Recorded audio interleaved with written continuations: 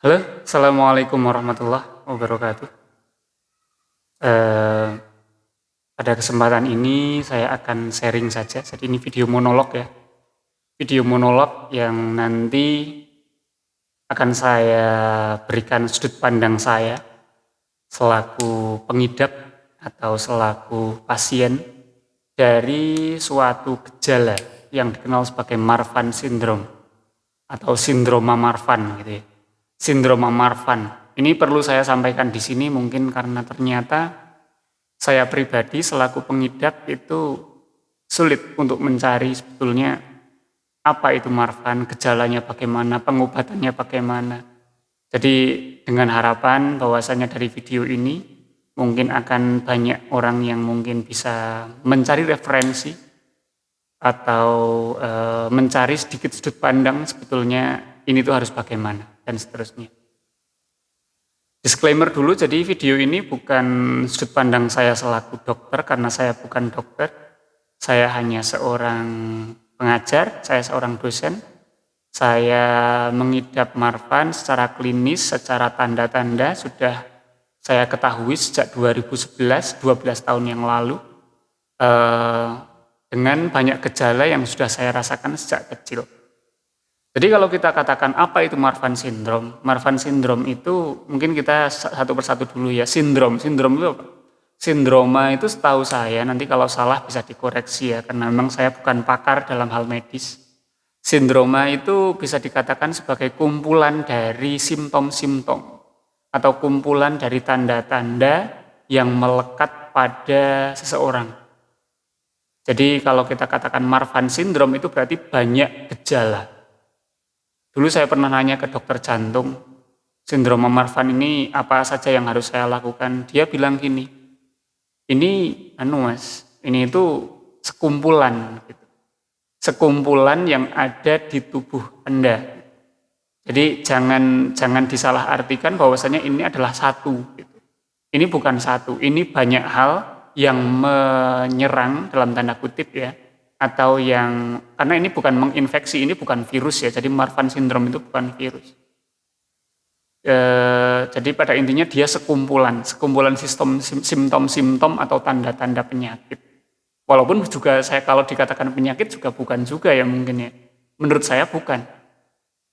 Kalau dikatakan kelainan genetik, nah itu mungkin. Jadi kelainan genetik yang berada pada seseorang.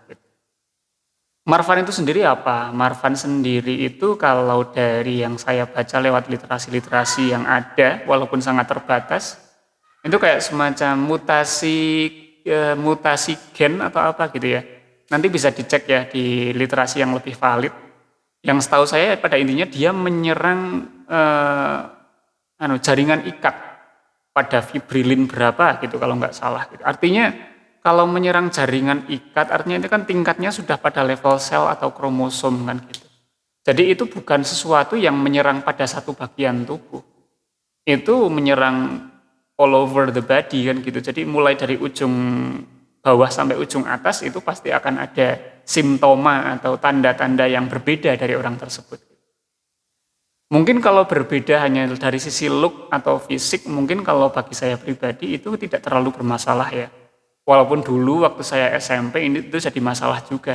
Karena saya menjadi semacam kayak korban dalam tanda kutip bullying verbal gitu. Ya, diejek oleh teman dan lain sebagainya. Mungkin saya langsung masuk ke Marfannya sendiri. Jadi sindroma Marfan kalau dari sudut pandang saya sebagai pengidap, itu kelainan yang saya alami yang pertama. Itu dari postur tubuh. Jadi bagi yang merasa mungkin tubuhnya agak berbeda dari yang lain, itu kan banyak sekali ininya sindrom ya, artinya banyak sekali kelainan yang mungkin bisa terjadi, bisa obesitas, bisa mungkin pokoknya macam-macam lah. Nah, Marfan itu bisa juga dikatakan sebagai kelainan yang menyerang bentuk fisik. Karena Marfan syndrome ini kebanyakan orangnya itu jangkung, tinggi banget. Tinggi sekali. Maksudnya untuk dibandingkan rata-rata orang pada umumnya. Ada yang tinggi ditambah gemuk, ada yang tinggi saja dan kurus. Kalau dalam kasus saya tinggi dan kurus kan gitu. Bisa dilihat dari bentuk tangan saya mungkin ya ini. Ini kalau Anda lihat tangan saya sekilas itu kan langsung paham, this is not normal gitu kan. Ini nggak normal ini. It's not like a normal human gitu kan. Ini tangan yang panjang-panjang, jari-jarinya pun kelihatan seperti kecil lalu panjang-panjang gitu. Bahkan kalau saya sangat kurus gitu, jadi sama sekali tidak. Ini tulang-tulangnya kelihatan seperti ini. Jadi seperti itu. Walaupun kalau dari sisi wajah, saya boleh katakan kalau wajah saya itu tidak memanjang yang secara ekstrim gitu ya. Karena ada yang sampai panjang banget wajahnya itu. Tapi kalau saya tinggi badan memang tinggi, saya 184 cm dengan berat badan hanya 55 kg. Artinya itu dari sisi idealis berat badan ideal itu sangat tidak memenuhi kan gitu. 55 184 kan gitu. Itu dari tinggi badan yang kalau dari saya pribadi saya tidak bermasalah sebetulnya dari awal ya. Saya nggak merasa bahwasanya tinggi badan itu bermasalah. Mungkin bermasalah dulu waktu SMP, waktu SMA gitu, waktu pencarian jati diri, waktu masih labil, yang mana ketika merasa diri berbeda lalu dilihat oleh orang lain sebagai orang yang berbeda itu jelas beban mental pasti ada saat itu. Tapi menginjak usia kuliah gitu bagi saya itu sudah hilang karena pergaulan juga makin dewasa, lingkungan juga makin dewasa, orang-orang di sekitar tidak lagi memandang fisik tersebut kan gitu.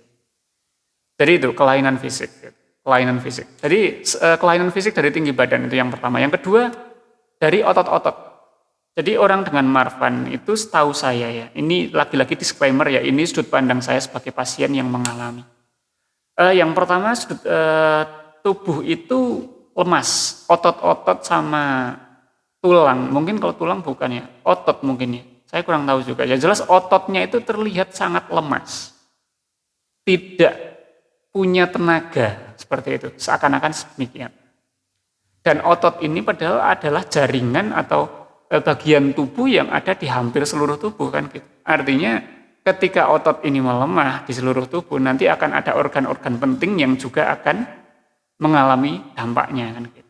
Sebagai contoh aja ini mungkin Anda nanti akan paham lah nih ya, otot tangan atau jempol. Ini kan normalnya orang hanya bisa digerakkan ke depan gitu, tapi kalau tangan saya ini bisa sampai ke belakang juga gitu.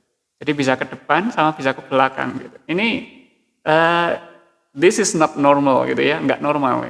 Ini nggak sebagaimana mestinya gitu. Tangan saya gitu kan, tangan saya kalau saya gini itu bengkok ke belakang seakan-akan karena memang lemes gitu. Nggak kaku gitu. Itu otot-ototnya seperti itu. Lalu kalau yang saya alami lagi itu yang tentu saja membuat shock berat waktu umur 2015-an, 2016. Waktu saya terkena ablasio retina. Jadi orang dengan Marfan syndrome selain tubuhnya tinggi, otot-ototnya lemah gitu ya. Itu yang terkena lagi itu biasanya lensa mata. Jadi mata yang merupakan organ yang sangat penting di dalam tubuh, itu kan ibaratnya kalau ini mata gitu, bagian depan ini kan lensa itu. Ini lensa. Lalu ini tengah-tengah itu nanti ada apa itu namanya? Ada yang kayak bola matanya, di dalam bola mata itu kan nanti ada retina yang bagian belakang, sama ada yang kayak lampunya itu apa namanya ya? Nanti coba dicari sendiri ya di pelajaran IPA ya, saya nggak paham juga. Yang jelas ada lensa mata. Nah lensa mata yang ada di depan mata itu kan dia bergerak terus seiring dengan bagaimana mata digunakan. Ketika melihat jauh itu lensanya disesuaikan, melihat dekat lensanya menyesuaikan kan gitu. Sebagaimana foto DSLR gitu ya yang harus diputar ketika melihat jauh, melihat dekat gitu. Lensa mata kita pun demikian. Dan itu yang menggerakkan otot. Nah, otot-otot yang menggerakkan lensa mata ini bagi penderita Marfan itu biasanya lemah. Sehingga biasanya penderita Marfan itu minus tinggi.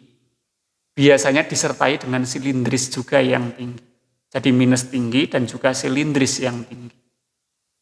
Selain itu, karena hal demikian, bagi beberapa orang dengan kelainan Marfan syndrome, itu dia nanti ketika minusnya tinggi, jadi gini, prosesnya itu gini kalau yang saya alami ya, jadi lensanya itu kan pegangannya itu sudah lemes gitu, otot yang megang lensa itu sudah lemes. Ketika lihat jauh, dekat gitu. Terus menerus sehingga minusnya makin lama makin tinggi. Ketika minus makin tinggi, bola mata yang bentuknya itu biasa seperti ini nanti berubah jadi lonjong. Jadi lonjong besar gitu. Lonjong ke belakang gitu. Padahal di belakang bola mata, ini depan gitu ya, misalnya ini depan, ini belakang gitu.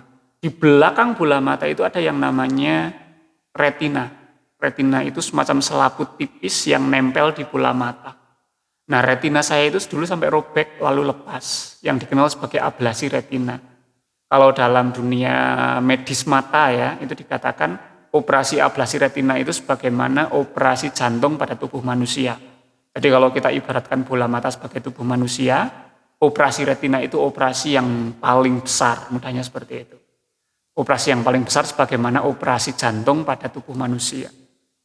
Nah, itu kalau dilihat dari si mata ya, jadi dulu mata saya dua-duanya itu sudah minus sangat tinggi, yang sampai mencapai angka 21-23 dengan silindris yang tinggi juga, lalu karena sudah nggak kuat retinanya menahan, retinanya robek lalu lepas untuk mata kiri, sehingga mata kiri saya dioperasi ablasi retina, yang sekarang kondisinya seperti ada buram-buram di sebelah kiri, dengan kondisi cahaya yang masuk itu mungkin hanya 40% untuk mata kiri saya. Sedangkan mata kanan belum tidak ada ya, semoga tidak ya. Dengan mata kanan ini sekarang minus sangat tinggi sekali, 21 mungkin, dengan banyak sekali kejadian seperti pendarahan bola mata dan lain sebagainya. Itu semua ya diawali dari hipermiopi atau miopi yang terlalu tinggi lalu membuat mata menjadi besar, lalu terjadi banyak sekali komplikasi di situ. Nah, itu mata yang dulu pernah bikin saya sempat stres juga, artinya sempat takut dan macam-macamnya. Wajar ya saya kira, karena mata itu kan jendela dunia, dikatakan demikian. Kalau mata itu kok sampai ada apa-apa, wajar kalau manusia sampai seperti itu. Yang selanjutnya, jadi setelah tinggi badan, otot-otot yang lemas, lalu bola mata, retina gitu, biasanya Marfan sindroma ini yang termasuk yang paling banyak ya, yaitu adalah kelainan jantung. Bukan sakit jantung, tapi kelainan jantung. Artinya jantungnya lain. Karena ini terjadi dari kecil biasanya. Karena Marfan sindrom itu kan bawaan lahir gitu ya. Itu jadi kecil, kelainan genetik gitu. Apa yang terjadi pada jantungnya? Mungkin kalau dulu Anda belajar waktu SD, SMP, atau SMA, belajar mengenai anatomi jantung. Jantung itu kan ada pembuluh darah, ada pembuluh vena, ada pembuluh aorta gitu. Yang terjadi pada Marfan sindrom itu kalau ranah pembuluh itu biasanya dilatasi atau pelebaran. Jadi terjadi pelebaran atau aneurisma. Aneurisma itu pembengkakan pembuluh darah. Jadi pembuluh darahnya itu ada yang besar lalu mengecil gitu. Nah, alhamdulillah untuk kasus saya tidak mengalami itu. Walaupun dulu sempat didiagnosa demikian, tapi setelah diperiksa di CT scan nggak ada. Tapi yang saya alami memang dari kecil ya. Dari saya kalau masih ingat itu saya ngeluh itu mungkin dari kelas 2 SD, 3 SD. Saya selalu ngeluh ke ibu saya. Bu, sesek gitu. Yang saya nggak bisa jelaskan kenapa seseknya demikian. Yang ketika saya diperiksa paru-paru, di rongsen itu nggak ada kayak semacam maaf ya saya bawa kucing soalnya jadi agak ribet. Oke? Jadi pada intinya kayak semacam rasa sesak, kayak rasa nggak lega di dalam. Yang itu sudah saya rasakan sejak kecil gitu. Dan itu terus-terusan kambuh. Tapi saat itu pun dokter nggak tahu itu apa gitu. Karena lagi-lagi ya, salah satu motivasi saya bikin video ini juga harapannya agar orang-orang yang mengalami seperti saya itu dapat ditangani secara lebih tepat, dapat orang-orang juga lebih aware tentang Marfan syndrome. Dokter juga tidak melulu selalu menyalahkan pasien gitu, karena yang saya alami saya disalahkan oleh beberapa dokter yang mereka secara literasi mungkin ya tidak paham mengenai Marfan syndrome. Karena ketika saya diperiksa dengan prosedur orang biasa, itu saya penyakitnya itu nggak ada gitu. Karena secara orang biasa kan pasti diperiksa ini detak jantungnya gimana, tekanan darah berapa, lain sebagainya gitu. Nggak kelihatan di situ. Artinya ketika diperiksa kayak gitu, dokter langsung bilang, ini cuma perasaanmu aja, mungkin kamu stres. Kayak gitu, selalu seperti itu. Padahal saya mengeluh itu sejak kecil. sampai sekarang. Baru di tahun 2020 pas COVID ini kemarin, saya lakukan CT scan, echo dan lain sebagainya, baru ketahuan, oh ini memang ada pelebaran, ada ini macam-macam gitu. Yang mana saat itu mungkin ya dokter-dokter mulai aware tentang Marfan syndrome sehingga mereka langsung oh ini secara klinis ini Marfan syndrome seperti itu. Lalu yang selanjutnya itu ya tadi aorta, dilatasi pelebaran. Nah itu alhamdulillah saya enggak. Tapi yang kebanyakan itu nanti terjadinya itu adalah katup. Dimana kita tahu jantung itu punya beberapa dinding gitu kan, punya beberapa ruang, punya beberapa kabin atau beberapa room gitu ya. Lalu ada beberapa katup yang akan membuka dan menutup ketika jantung memompa darah. Nah, dalam beberapa kasus itu nanti akan terjadi yang namanya karena katup itu kan otot ya. Dan otot orang Marfan itu kan bermasalah gitu. Ada yang lemes dan macam-macam sehingga ketika nutup itu enggak rapet gitu. Yang dikatakan sebagai prolaps gitu. Katupnya itu nutupnya itu secara prolaps enggak rapet. Sehingga ketika terjadi prolaps enggak rapet, terjadilah yang namanya kebocoran katup yang dikenal sebagai jantung bocor gitu. Jadi jantung bocor itu ada dua, ketika kebocoran antar kabin atau antar ruang di jantung, antar bilik namanya ya, antar bilik di jantung, atau kebocoran ketika katup menutup itu enggak menutup dengan sempurna. Nah itu yang saya alami. Dan dari tahun 2020 sampai sekarang 2023 ini ya saya katakan ini keluhan yang paling luar biasa di 3 tahun terakhir ini ya. Jadi saya berharap nanti bagi yang melihat video ini, yang menyaksikan video ini, yang mungkin pengen punya literasi tentang Marfan syndrome itu apa aja, bagaimana. Nah ini dari sudut pandang saya sebagai pasien demikian. Mungkin nanti lain waktu saya berikan ulasan tentang masing-masing ya. Tentang bagaimana tinggi badannya, bagaimana bentuk tubuhnya, bentuk dadanya, menonjol di bagian mana. Lalu matanya bagaimana. Lalu operasinya apa saja, pemeriksaan dokternya apa saja. Lalu kulit ada nggak kelainan atau mungkin jantung apa aja tindakan yang udah dilakukan, lalu obatnya apa, nanti mungkin bisa dibahas pada kesempatan yang lain ketika saya nanti ada waktu luang saya buatkan video secara terpisah. Mungkin bagi yang mungkin mengalami ini mungkin bisa share juga ke kolom komentar biar harapannya sih saya orang-orang dengan kelainan Marfan syndrome ini makin banyak yang tertolong. Karena dikatakan Marfan syndrome ini tidak bisa diobati. Kenapa? Karena bukan penyakit. Kan logikanya sesuatu yang diobati itu karena sakit. Nah, Marfan itu bukan penyakit. Marfan itu adalah kelainan dari genetik, kelainan dari awal. Sebagaimana kalau orang lahir ternyata dia misalnya tangannya buntung, itu kan kelainan gitu. Ya kelainan nggak bisa diobati gitu. Beda dengan orang terluka, orang infeksi, orang kena virus itu harus diobati. Tapi kalau Marfan, bukan seperti itu. Jadi karena itu kelainan sindrom yang menyerang banyak bagian tubuh, otomatis yang bisa dilakukan adalah bagaimana agar kelainan-kelainan ini tidak menimbulkan dampak yang lebih severe atau lebih parah dan tidak menimbulkan komplikasi. Itu saja yang bisa dilakukan secara maksimal bagi para pengidap Marfan syndrome. Nah tentu saja setelah ini nanti akan ada harapannya ya sesi atau kita nanti bisa saling tukar pikiran. Karena saya pribadi pun sampai saat ini belum pernah periksa ke dokter genetik. Yang mungkin ya ada yang pernah berpengalaman periksa ke dokter genetik. Atau mungkin teknologi yang terbaru, ada teknologi yang bisa menormalkan gen Marfan menjadi gen sebagaimana orang pada normalnya. Atau seperti apa ya saya kurang tahu. Kita berbagi harapannya ini bisa saling tolong-menolong. Dan mohon maaf bagi yang biasa langganan atau subscriber dari video saya, dari YouTube saya, yang biasanya lihat video statistika, tiba-tiba lihat video semacam ini, saya mohon maaf sebesar-besarnya. Oke, gitu saja. Terima kasih. Assalamualaikum warahmatullahi wabarakatuh.